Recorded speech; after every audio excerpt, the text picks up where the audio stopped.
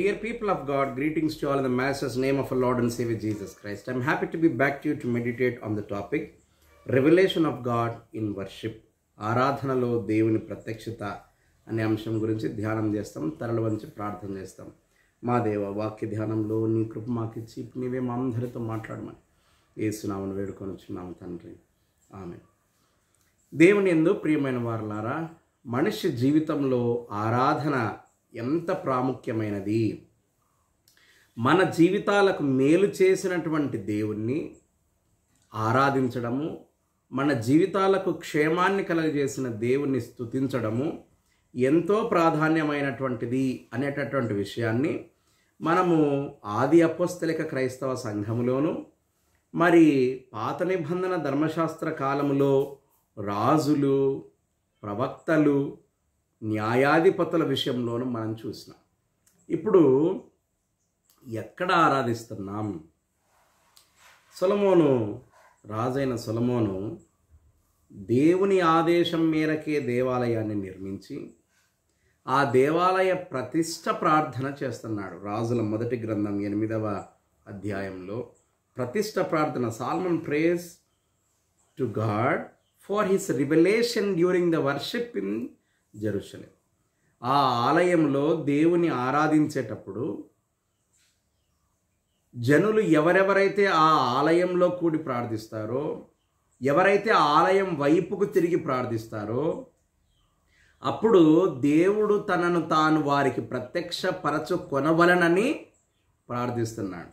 He pleads God to reveal himself to people whoever comes to the temple of Jerusalem or turns to the temple of Jerusalem and praise.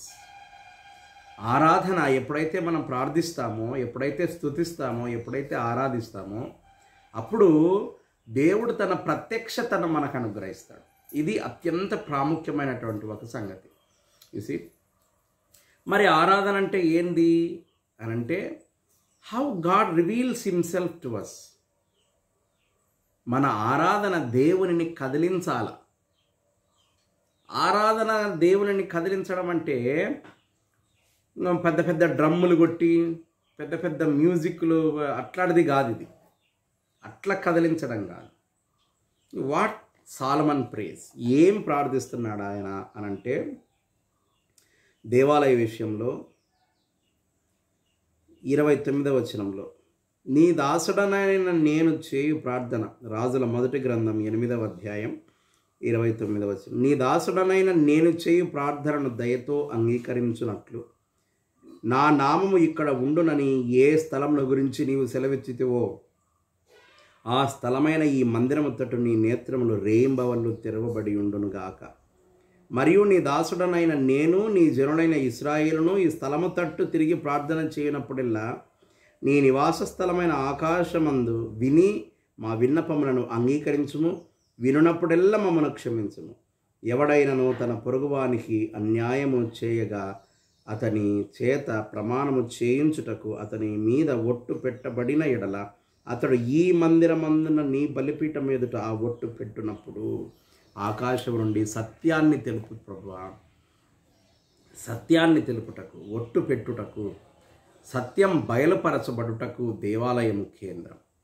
ఎవరైతే దేవాలయం తట్టు తిరిగి ప్రార్థిస్తారో, ఎవరు దేవాలయం యొద్దకు వచ్చి ప్రార్థిస్తారో, నీవు ఈ ప్రార్థనలు వినేటప్పుడంతా నీ ఆకాశం నుండి విను ప్రభువా, నువ్వు విన్నప్పుడంతా మమ్మల్ని క్షమించమని సొలొమోను భక్తుడు ప్రార్థిస్తున్నాడు. So temple is the place which is meant to worship and praise God. Worship and praise అని అంటే, ఇప్పుడు చాలామంది యువతరం ఒక కొత్త తాత్పర్యం పట్టుకొచ్చిన దానికి ఇట్లా మెలోడియస్ మ్యూజిక్ ప్లే చేసుకుంటా, కొంతమంది ఇట్లా పెద్ద పెద్ద గట్టిగా పాటలు పాడుకుంటా, డ్రమ్స్ కొట్టుకుంటా, ఇది ఆరాధన అని మనం అనుకుంటున్నాం. ఆరాధన ఒక పాత్రలో నుండి ఇంకొక పాత్రలోనికి నిశ్శబ్దంగా ఎట్లా ప్రవహిస్తుందో, ఎట్లా పారుతుందో, నిశ్చేష్టముగా ఎట్లా ఉంటుందో, దట్ ఈజ్ వర్షిప్. నీ ఆరాధన ఈ చుట్టుపక్కల ఉండే వాళ్ళగా చేరాల్సింది. నీ ఆరాధన దేవునిని చేరాల్సి ఉంది. నీ ఇరుగు పొరుగున ఉన్న వాళ్ళు విని ఏం పాడుతున్నారు వీళ్ళు అని అనుకోవడానికి కాదు అది. It should move God. ఇది ఆరాధన. ఆ ఆరాధనకు కారణం ఈ యెరూషలేములో చేయాలా అంటే, యెరూషలేము అంటే it is meant, the temple is meant to worship God. ఎవరెవరైతే మరి దేవాలయంకు వస్తారో, దేవాలయం తట్టు తిరిగి ప్రార్థిస్తారో, అక్కడ దేవుని ప్రత్యక్షత ఉంటుంది, అక్కడ దేవుని సన్నిధి ఉంటుంది. ఆరాధనలో దేవుడు తనను తాను ప్రజలకు రివీల్ చేస్తాడు, ప్రత్యక్షపరచుకుంటాడు. ఎప్పుడైతే నీ ఆరాధన ఎవరినో నమ్మించడానికో, ఎవరినో మెప్పించడానికో కాకుండా దేవుని స్తుతించడానికి ఎప్పుడైతే నువ్వు ఆరాధన, నీ హృదయాంతరంగం నన్ను ఎవడు నన్ను ఆరాధిస్తాడో ఆత్మతోనూ సత్యముతోనూ ఆరాధించాలా. చాలామంది ఇప్పుడు ఆర్టిఫిషియల్ వర్షిప్ ఇప్పుడు చేస్తున్నాం. చాలామందిని ఎవరెవరైతే తండ్రిని ఆరాధిస్తారో వారు ఆత్మతో సత్యముతో దేవుని ఆరాధించాలి. ప్రకటన గ్రంథంలో ఒక గొప్ప సంఘటన మనకు కనబడుతుంది. అందరూ దేవుని సన్నిధానంలో నిలబడి వారు సంతోషంగా పాటలు పాడుతూ దేవుణ్ణి స్తుతించేటటువంటి ఒక గొప్ప సన్నివేశం మనకు అక్కడ కనబడుతుంది. ఎంతమంది చేరినారు అక్కడ అనంటే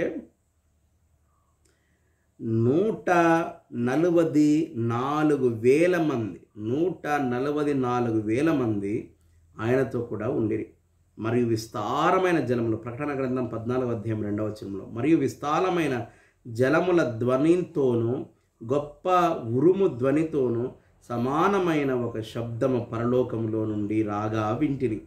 నేను వినిన ఆ శబ్దము వీణెలు వాయించుచున్న వైనికుల నాదమును పోలినది. వారందరూ సింహాసనం ఎదుట నిలవబడి ఒక కొత్త కీర్తన పాడుచున్నారు. భూమి మీద ఉన్న వారందరిలో ఈ 144,000 మంది మాత్రమే ఇది పాడుటకు అర్హులైనారు. You should sing to the lord.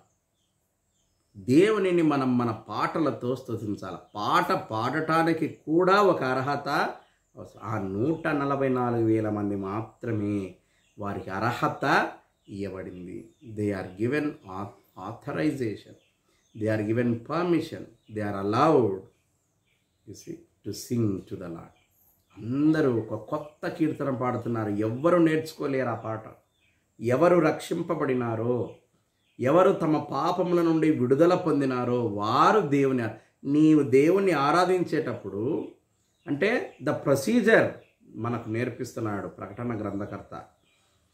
ముందు మీ పాపములన్నిటినీ దేవుని సన్నిధానంలో ఒప్పుకొని వాటిని విడిచిపెట్టి పూర్తిగా అప్పుడు దేవుని ఆరాధించడానికి దేవుని సన్నిధానానికి పోవలసింది. లేదు, దేవుని సన్నిధానం పోయిన తర్వాత ముందు నీ పాపములను ఒప్పుకొని పాపములకు పశ్చాత్తాపపడి ఆ పాపములను దేవుడు క్షమించినాడని నమ్మి మరలా ఆ పాపం జోలికి పోకుండా దేవుని స్తుతించడం ప్రారంభించాలి. This is the procedure. ఈడ ఊరికే పాట పాడి మైకంలో ఉండి ఇట్లా అంతా చేసి మరలా చర్చ్ నుండి వెళ్ళిపోయి మళ్ళీ అయ్యే పనులు మొదలు పెడితే నీవు దేవుని స్తుతించడం వలన నీకు వచ్చే ప్రయోజనం ఏమీ లేదు. You should know this. This is a fact. And this book of Revelation is a sign, a proof, a witness that your sins have to be forgiven before you worship God.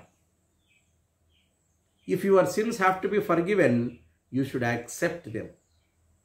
You see, నువ్వు వాటిని దేవుని యొద్ద ఒప్పుకోవాలా.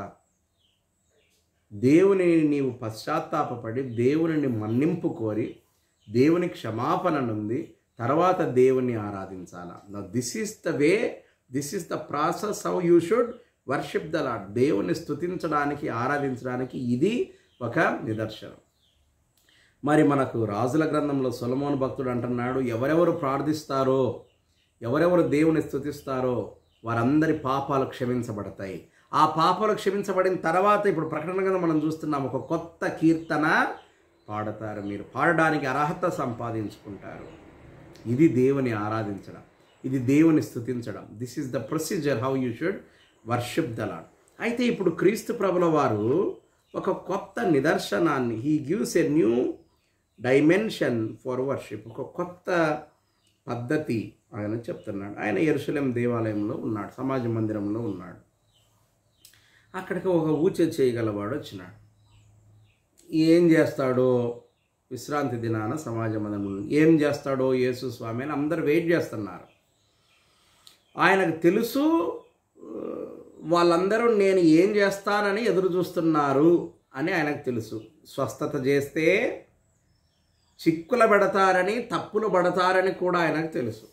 చెయ్యకపోతే వచ్చిన వాని అక్కర తీరదు. ఇప్పుడు యేసుక్రీస్తు ప్రభువు అందుకు వాళ్ళనే అడుగుతున్నాడు. ఏమని అడుగుతున్నారు అనంటే, ఆయన నీవు లేచి మధ్యను, పరిశుద్ధ మార్కు సువార్త 3వ అధ్యాయం 3వ వచనం, ఆయన నీవు లేచి మధ్యను నిలువమని ఊచ చేయగలవానితో చెప్పి వారిని చూచి, విశ్రాంతి దినమున మేలు చేయుట ధర్మమా, కీడు చేయుట ధర్మమా, ప్రాణ రక్షణ ధర్మమా, ప్రాణ హత్య ధర్మమా అని అడిగారు. నేను స్వస్థపరుస్తున్నా వద్దా అని అడగడం లేదు. ఆయన మేలు చేద్దామా, కీడు చేద్దామా, ప్రాణాన్ని రక్షిద్దామా, ప్రాణ హత్య చేద్దామా అన్నాడు. ఎవ్వరేం మాట్లాడలేదు. See how cruel people are. మనం చాలాసార్లు అనుకుంటాం, నేను మాట్లాడుతుంటే ఒక్కడన్నా నాకు సాయంగా మాట్లాడలేదు కదయ్యా మీరు అని మనం అనుకుంటాం. యేసు స్వామి మాట్లాడుతుంటేనే మా సహాయానికి రాని మనుషులు, మనం మాట్లాడితే ఏం సహాయానికి వస్తారు? This is our experience. We should have experience while dealing with the community. Yesu Swami అడిగినాడు వాళ్ళని, ఎట్లా చేద్దాం? మేలు చేద్దామా, కీడు చేద్దాం? విశ్రాంతి దినం కదా, మేలు చేద్దామా, కీడు చేద్దామా, రక్షిద్దామా, హత్య చేద్దామా? ఎవ్వరు పలకలేదు. యేసుక్రీస్తు ప్రభుల వారు అందుకు వారు ఊరకుండిరి. ఆయన వారి హృదయ కాఠిన్యముకు దుఃఖపడి కోపముతో వారిని కలయజూచి, నీ చెయ్యి చాపమని ఆ మనుషులతో చెప్పాను. వాడు తన చెయ్యి చాపగా అది బాగుపడాను. అంటే people are not willing to do good things. విశ్రాంతి దినాన మంచి చెయ్యాలి, ఆరాధన చేసే సంగతి. ఇప్పుడు ఆరాధన చేయడానికి అందరు సమాజ మందిరంకి వచ్చినారు. మరి ఆరాధన ముఖ్యమా, ఒక అక్కరలో ఉన్నవానికి సహాయం చేయటం ముఖ్యమా? యేసు స్వామి సహాయం చేయటమే ముఖ్యమని he practically proved that it is more important to help people who are in need than worshipping the Lord. Because he says that helping people who are in need is equivalent to praise God. యేసుక్రీస్తు ప్రభుల వారు చెప్పకనే చెబుతున్నారు, అక్కరలో ఉన్నవాని అవసరత తీర్చుటే దేవుని ఆరాధించుట. ఇది ఆయన ఇచ్చిన ఒక కొత్త అర్థం. కనుక ప్రియమైనటువంటి వారలారా, దైవారాధన ఎంతో ప్రాముఖ్యం. దానికంటే ప్రాముఖ్యమైనది అక్కరలో ఉన్న వారి అవసరతలను తీర్చి వారికి సహాయపడటం. అటువంటి నిజమైన ఆరాధనలో మనం తరించినట్లు పరిశుద్ధాత్మ దేవుడు ఇప్పుడు సదాకాలం మనల్ని అనుగ్రహించునుగాక. ఆమెను ప్రార్థన చేస్తాం. మా దేవ వాక్యం కొరకు స్తోత్రం. వినిన ప్రతి బిడ్డను దీవించండి. అనారోగ్యంతో ఉన్నవారిని మీ గాయపడిన స్థలంతో ముట్టి స్వస్థత దయచేయండి.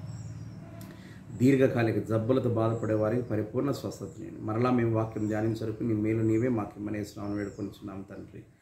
ఆమెన్. త్రి యొక్క దేవుని నిత్యం మీకు తోడుగుండుగాక. ఆమెన్.